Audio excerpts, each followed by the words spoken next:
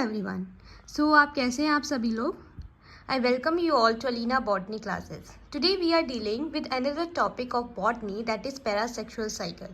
In our last video we are dealing with reproduction in fungi, and in this video we are dealing with parasexual cycle. तो मैंने आपको last video में बताया था कि जो फंजाई होती हैं उनमें 3 तरीके का रिप्रोडक्शन देखने को मिलता है, that is vegetative, asexual and sexual. उन तीनों को हमने बहुत डीपली डील किया था। आज इस वीडियो में हम पैरासेक्सुअल साइकिल के बारे में पढ़ेंगे।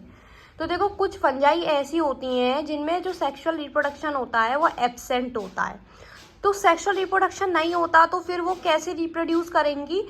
तो वो एक साइकिल के जरिए, जिसका नाम है पैरासेक्सुअल साइकिल, उसके जरिए क्या करती हैं? रिप्रोडक्शन करती हैं।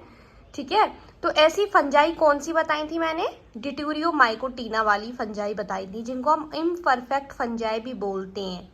ठीक है, तो जो पैरासेक्सुअल साइकिल का जो कॉन्सेप्ट था वो जी पॉन्टिकार्बो ने और जे रोपर ने 1952 में दिया था। ओके, सो पढ़ते हैं हम। In some fungi true sexual cycle comprising of nuclear fusion and meiosis is absent. तो कुछ फंजाई में ऐसा देखा गया है कि जो ट्रू सेक्सुअल साइकिल होती है उसमें न्यूक्लियर फ्यूजन की प्रोसेस और जो मियोसिस की प्रोसेस होती है वो एब्सेंट होती है। ठीक है, so these fungi derive the benefit of sexuality through a cycle called as parasexual cycle. तो इन फंजाई में एक सेक्सुअलिटी की बेनिफिट होता है एक साइकिल के जरिए, जिसको हम पैरासेक्सुअल साइकिल बोलते हैं। इसको सबसे पहले जी पॉन्टिकार्बो ने और जे रोपर ने 1952 में डिस्कवर किया था। ये बहुत ज़्यादा इंपॉर्टेंट है, वेरी शॉर्ट में पूछ लेते हैं कि जो पैरासेक्सुअल साइकिल का कॉन्सेप्ट है वो किसने दिया था। So answer should be G Pontecorvo and J Roper. So जो पैरासेक्सुअल साइकिल की जो प्रोसेस थी वो रिपोर्ट की गई थी एस्परगिलस न्यूडेलेंस में, और इम्परफेक्ट स्टेज जो थी एस्परगिलस न्यूडेलेंस की, उसमें ये देखी गई थी। तो पैरासेक्सुअल साइकिल सिर्फ डिट्यूरियोमाइकोटीना में ही नहीं, बल्कि कुछ फंजाई जो कि एस्कोमाइसिटीज और बेसिडियोमाइसिटीज से बिलोंग करती हैं उनमें भी देखी गई हैं। हमने देखा था लास्ट वीडियो में कि एस्कोमाइकोटीना और बेसिडियोमाइसिटीज की जो मेंबर्स थे वो सेक्सुअल साइकिल के जरिए अपना रिप्रोडक्शन कर रहे थे, but as we know exception is always in somewhere, so that's why in some species of Ascomycetes and Basidiomycetes there is also parasexual cycle reported. So अब इसकी definition देख लेते हैं। तो parasexual cycle can be defined as cycle in which plasmogamy, karyogamy, meiosis take place in a sequence but not at specific time or specific point. तो देखो, plasmogamy 2 शब्दों से बना है, प्लाज्मा से प्लस गैमी से, जहाँ पे प्लाज्मा का मतलब होता है साइटोप्लाज्म के बारे में डील कर रहा है, गैमी का मतलब होता है फ्यूजन। तो इसमें क्या हो रहा है कि जो साइटोप्लाज्म है हमारा उसका फ्यूजन देखने को मिल रहा है। कैरियोगैमी, इसमें न्यूक्लियस का फ्यूजन देखने को मिल रहा है। ठीक है, और मियोसिस जिसमें रिडक्शन हो रहा है। ठीक है, रिडक्शन हो रहा है, जिसमें रिडक्शन कैसे? जो डिप्लॉयड नंबर ऑफ क्रोमोसोम्स होंगे वो हैप्लॉयड नंबर में आ जाएंगे, that is known as meiosis. तो ये तीनों ही प्रोसेस क्या है? होती हैं, सिक्वेंस में होती हैं ये तीनों प्रोसेस पैरासेक्सुअल साइकिल में, पर स्पेसिफिक टाइम और स्पेसिफिक पॉइंट पे नहीं देखने को मिलती। Generally, parasexual cycle occur in those fungi in which true sexual cycle does not take place. तो पैरासेक्सुअल साइकिल की प्रोसेस उन फंजाई में देखने को मिलती है जिनमें जो सेक्सुअल साइकिल होती है, ट्रू सेक्सुअल साइकिल होती है, वो नहीं होती। इसको हम क्या बोलते हैं? सोमैटिक रिकॉम्बिनेशन भी बोलते हैं। ठीक है, तो जो पैरासेक्सुअल साइकिल की जो प्रोसेस है वो एस्परगिलस न्यूडेलेंस में देखने को मिली थी, और उसमें 4 स्टेप में ये जो प्रोसेस है वो कंप्लीट होती है। Establishment of heterokaryosis, formation of heterozygous diploid, occasional mitotic crossing over during multiplication of the diploid nuclei, and last but not the least occasional haplodization through aneuploidy। एक एक करके चारों को डील करते हैं। सबसे पहला है हमारा एस्टेब्लिशमेंट ऑफ हेटेरोकारियोसिस। तो देखो, the presence of haploid nuclei of dissimilar genotype in the same cytoplasm is prerequisite for recombination. तो रिकॉम्बिनेशन के लिए 2 डिसिमिलर जीनोटाइप का होना हैप्लॉइड न्यूक्लियाई में सेम साइटोप्लाज्म में होना जरूरी है। वो प्री रिक्वेस्टिक फीचर है रिकॉम्बिनेशन का, जो कि काहे से आता है? म्यूटेशन से आता है। म्यूटेशन का मतलब है एनी चेंज, मतलब कोई भी चेंज होता है किसी भी प्रोसेस में तो उसको हम म्यूटेशन बोलते हैं। तो ये म्यूटेशन के जरिए आ पाता है। एनास्टोमोसिस मीन्स बिटवीन हाइफी और different origin, this step is equal to plasmogamy of sexual reproduction. तो देखो एनाटोमोसिस का मतलब होता है कि हाइफी जो कि डिफरेंट ओरिजिन की होंगी, और ये जो होता है ये प्लाज्मोगेमी जो सेक्सुअल रिप्रोडक्शन की जो प्लाज्मोगेमी होती है उसके इक्वल देखने को मिलता है। इसके बाद है second point, formation of heterozygous diploid. तो देखो इसमें या तो लाइक न्यूक्लियाई बनेंगी या फिर डिसिमिलर न्यूक्लियाई बनेंगी, दो तरीके की न्यूक्लियाई बनती हैं, ठीक है। तो ये सबसे पहले रोपर ने 1952 में एस्परगिलस न्यूडेलेंस में ऑब्जर्व किया था। इस केस में क्या हुआ था कि जो न्यूक्लियर फ्यूजन था हेटेरोकार्योटिक वेजिटेटिव सेल्स में वो हुआ था, जिसकी वजह से फॉर्मेशन हुआ था हेटेरोजाइगस डिप्लॉइड का। पर कुछ होमोजाइगस डिप्लॉइड में ऐसा देखा गया है कि नॉन रिकॉम्बिनेंट हैप्लॉइड न्यूक्लियाई बनती हैं।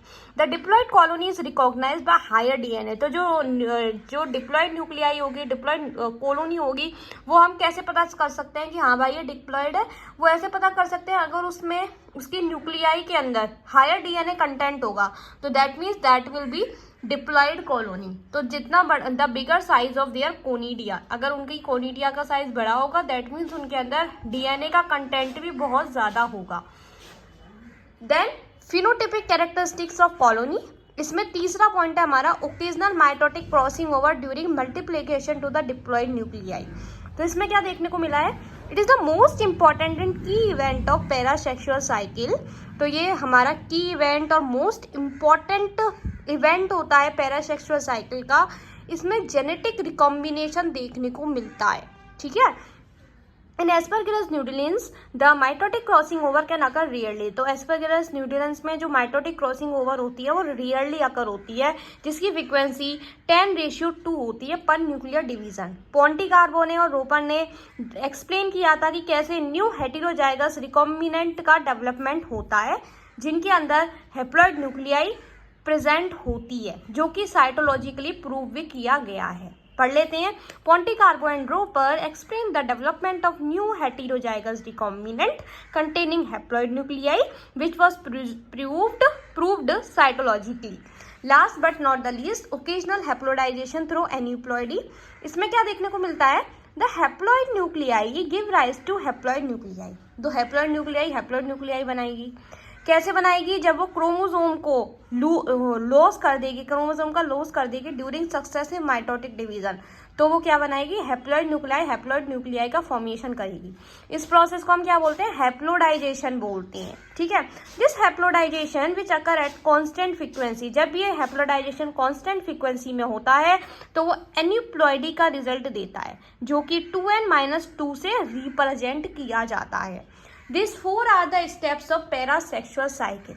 Now we are dealing what are the importance of parasexual cycle. Okay. So importance की बात करें तो कुछ इम्पॉर्टेंट जैसे कि एंटीबायोटिक प्रोड्यूसिंग फंजाई होती हैं जो कि ड्यूटेरियोमाइकोटिना से बिलोंग करती हैं, जैसे कि पेनिसिलियम हो गया जिसको पेनिसिलिन बोलते हैं, एसिरोमोनियम होगा, सिफेलोस्पोरिन होता है जो कि एक एंटीबायोटिक है। उनके अंदर सेक्सुअल रिप्रोडक्शन देखने को नहीं मिलता, तो वो क्या करते हैं? जो कि सुटेबल टेक्निक प्रोवाइड करते हैं जिससे हायर एंटीबायोटिक स्ट्रेन जो हो वो प्रोड्यूस हो। तो पैरासेक्सुअल साइकिल उनको प्रोवाइड करती है सुटेबल टेक्निक जिससे हायर एंटीबायोटिक स्ट्रेन क्या हो? प्रोड्यूस हो। अब हम लास्ट देख लेते हैं सेक्सुअल साइकिल और पैरासेक्सुअल साइकिल में डिफरेंस।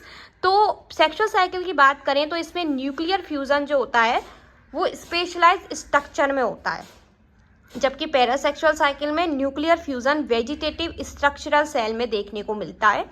सेक्सुअल साइकिल में जायगोट के पास एक न्यूक्लियर जनरेशन होती है सिर्फ, जबकि पैरासेक्सुअल साइकिल में जायगोट के पास मैनी माइटोसिस देखने को मिलती हैं। सेक्सुअल साइकिल में रिकॉम्बिनेशन मियोसिस के जरिए होता है और क्रॉसिंग ओवर जो होता है वो क्रोमोसोमल पेयर में देखने को मिलता है। इसमें क्रोमोसोम नंबर का रिडक्शन हो जाता है और रैंडम असॉर्टमेंट होता है क्रोमोसोम पेयर का, जबकि पैरासेक्सुअल साइकिल में जो रिकॉम्बिनेशन होता है वो कम देखने को मिलता है, रेयरली देखने को मिलता है। एक्सीडेंट माइटोसिस देखने को मिलता है, माइटोसिस क्रॉसिंग ओवर देखने को मिलती है, जिसकी वजह से सिंगल क्रोमोसोम में एक्सचेंज होता है। हैप्लोडाइजेशन जो है वो डिपेंडेंट होता है क्रॉसिंग ओवर पे और रैंडम असॉर्टमेंट पे क्रोमोसोम के हर मेंबर के पेयर के ऊपर। So these three are the differences between sexual cycle and the parasexual cycle. So in this video we are dealing with parasexual cycle and importance of parasexual cycle and difference between sexual cycle and parasexual cycle.